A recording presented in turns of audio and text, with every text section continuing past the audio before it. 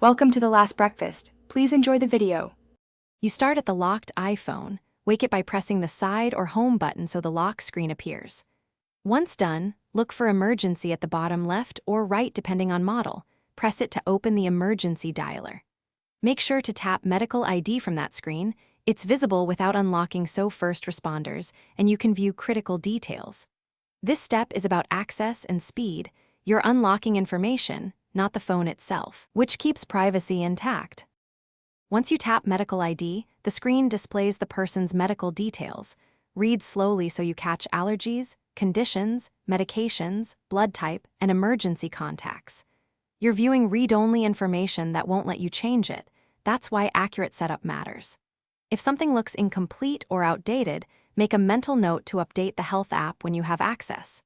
Make sure to relay critical items to responders immediately, for example, severe allergy or implanted device, because that information can change care choices. To finish, press Done to exit Medical ID and then Done again to return to the lock screen. Do not attempt to unlock the phone unless authorized. If you don't see a Medical ID option, it was likely not enabled. You'll need the owner to open settings and enable Medical ID in the Health app.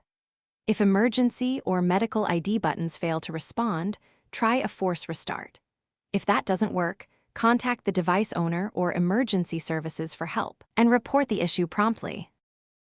Thanks for watching. If this was helpful, leave a like and consider subscribing. See you next time.